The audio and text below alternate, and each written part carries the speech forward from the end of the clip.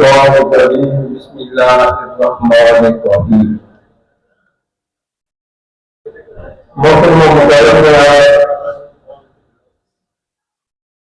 Deputy mayor जनाब अमीन but साहब, मेरे बराबर जनाब चौधरी बादल साहब, हजरत मौलाना हफीजुर रहमान साहब, जनाब हाजी खुर्शीद साहब और मेरे हल्का फाइल बरनाला के साथियों, अस्सलाम वालेकुम।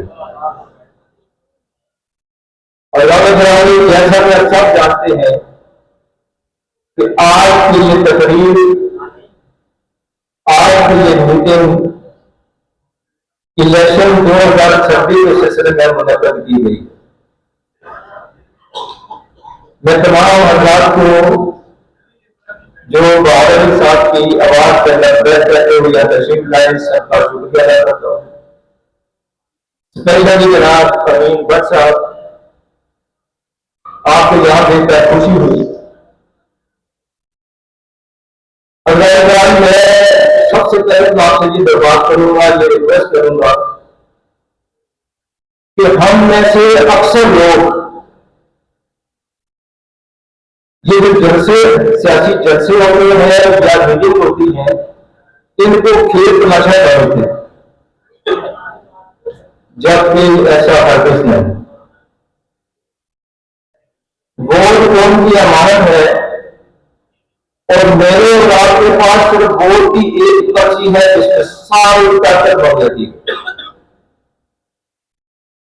अगर मैं जो हमारे पास वोट की एक ताकत है उसको सही इस्तेमाल नहीं करेंगे, जमीन के मुताबिक फैसला नहीं करेंगे, तो हम सियासतदानों से गिले शिकवे नहीं कर सकते।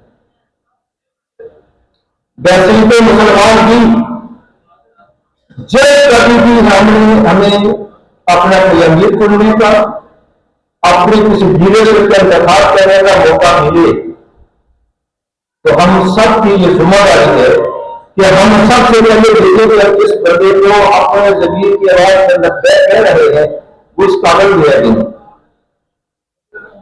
अगर हम बराबरिज्म के देश पे दोस्ताना होने की वजह से, रिश्तेदारी होने की वजह से गलत बंदे को सपोर्ट करके उसको कामयाब करा देंगे, तो ये याद है जितने भी वो गलत काम करेगा हम भी उसमें बराबर कर सकेंगे।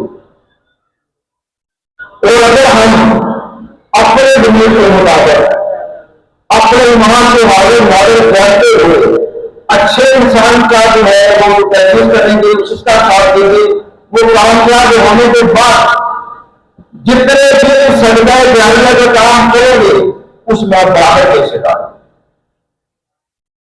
और सजदा जारिया वो काम है, एक बार मिलाते मुस्तफा सल्लल्लाहु अलैहि वसल्लम एक कब्रिस्तान से गुजर रहे थे, तो आपने अपने सहाबा से फरमाया कि मेरे सहाबा, इस कब्र के अंदर जो मुर्दा मदफून है ये जब दुनिया से गया था तो जहन्नमी था, लेकिन आज ये जन्नत का हकदार हो चुका है। सहाबा ने पूछा, या रसूलल्लाह, जब इंसान दुनिया से चला जाए,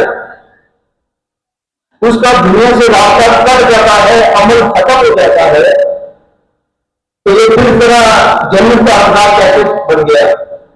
मेरे आका मुस्तफा ने इरशाद फरमाया कि अगर कोई मुसलमान दुनिया में रहते हुए तो सदका जारिया के ऐसे काम कर जाए कि उसके इस दुनिया से जाने के बाद भी उसका अजर उसको मिलता रहता है, और एक वक्त आता है कि वो जन्नत का हकदार बन जाता है।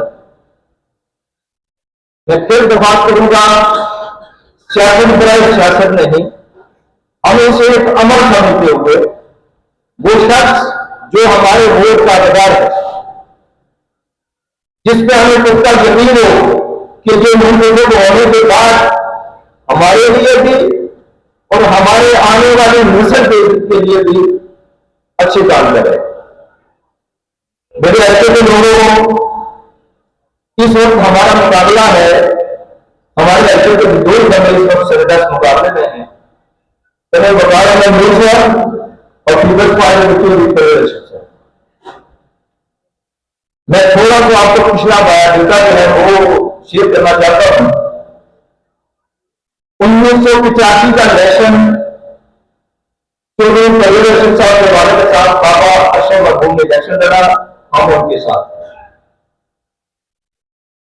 1990 का इलेक्शन चौधरी परवेज साहब ने लड़ा, हम उनके साथ थे, मैं उनका पोलिंग एजेंट था। 1993 का इलेक्शन हम उनके साथ, 1996 का इलेक्शन हम उनके साथ, 2001 का इलेक्शन भी हम उनके साथ थे। लेकिन जब 2001 के इलेक्शन के बाद हमने ये देखा कि नतीजे में तेल नहीं है, तो हमने फैसला किया कि हम इस बार चौधरी परवेज शिक्षा को इलेक्शन को वोट नहीं देंगे। तो ये तो 5 इलेक्शन वो थे जिसमें किसी दूसरी जमात का कोई पैसे देते थे। लेकिन आज मैं इस देश की वसाकत से चैलेंज करता हूं चौधरी परवेज साहब, आप 16 साल मिनिस्टर रहे हैदराबाद में, कर्नल बनारस में मिनिस्टर रहे 7 साल। आज जिस माई प्रधान में सियासी और इखलाकी जरूरत है वो बैठ गए मेरे साथ। अगर 7 साल में जितने काम किए कर्नल बनारस में नूर साहब ने और उनके 16 साल, अगर 24 साल के काम भर के 16 साल के मुद्दत के बावजूद हम इसी इलेक्शन 2026 में कर्नल बनारस को छोड़कर प्रदेश के साथी बन गए।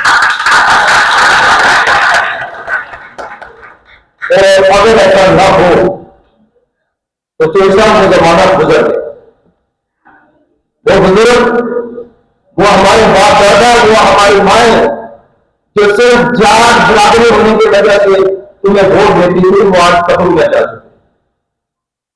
आज की नजर, आज की यूथ कारकर्दगी देखना चाहती है कि आपने एक मिनिस्ट्री होती है हमारे लिए क्या किया। कर्नल बनारस में मूर्खा से भी हमारे कोई शिकायत नहीं, न उन्होंने कहने देते ज्यादा देते क्या बोलते हमारे उनके पीछे उनके कर्नल बनारस में सब जिंदाबाद के बारे बताते हैं। 2016 में जब उन्होंने का इलेक्शन लड़ा, उन्होंने मुझसे मिले मुझसे कहा कि हैदर साहब आओ हम मिलकर इस हल्के को संभालें। मेरा साथ तो अगर 5 साल के बाद आप वोट में न हुए तो अगले इलेक्शन का मुझे वोट मत दें। अल्लाह का शुक्र है कि हम जिस मोहब्बत में फंसे थे उससे निकले, एक अच्छा उम्मीदवार मिला, हमने उसको साथ दिया और उन 5 सालों में बेहतरीन काम हुए हमारे हल्के के। हमारी बहुत सारी मजबूरियां कम हो गई। आज भी ये जो 3 महीने की गवर्नमेंट मिली है पाकिस्तान पीपल्स पार्टी को, चौधरी परवेज साहब को, इस कदर गलत बयानियां हासिल के अंदर झूठ, फ्रॉड, समझदार, लेकिन मैं कहूंगा कि 3 साल इस तरह इलेक्शन नहीं जीते जा सकते। एक तरफ कारकर्दगी है, पूरे हल्का नंबर 5 का कोई एक पोलिंग स्टेशन मुझे दबा दिया जाए कि जहां पे कर्नल बनारस और नूर साहब की कोई निशानी न हो। हर पोलिंग स्टेशन है, कहीं पे ज्यादा कहीं पे कम, लेकिन हर पोलिंग स्टेशन को हिसाब मिला। किसी को हमने कर्नल बनारस और नूर साहब को इस इलेक्शन में उनकी सपोर्ट कर रहे हैं, तो इंशाअल्लाह अजीज मैं हल्के में उनके साथ जा रहा हूं, हर गांव में देहात में हर जगह पे। हकीकत में है कि आज कर्नल बनारस में नूर साहब और प्रदेश का कोई मुकाबला नहीं।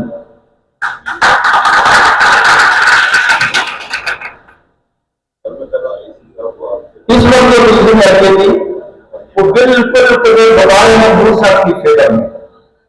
तो फिर अगली बार हम सब जानते हैं कि हमारे रियासत कश्मीर के अंदर जिस जमात की गवर्नमेंट है पाकिस्तान के अंदर उसी की गवर्नमेंट बनती है आजाद कश्मीर के अंदर।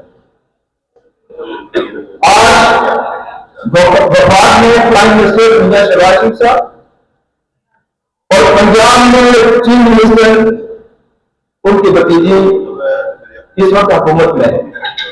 तो अगर इन दोनों हुकूमतों को होते हुए भी पीपल्स पार्टी आजाद कश्मीर में हुकूमत बना रही तो आपकी सियासत किस चीज की करनी है? इसलिए यकीन रखें, उम्मीद रखें कि आने वाला कल हमारा और जहां से ये दूसरा मुल्क हुआ है वहीं से दोबारा स्टार्ट करेंगे।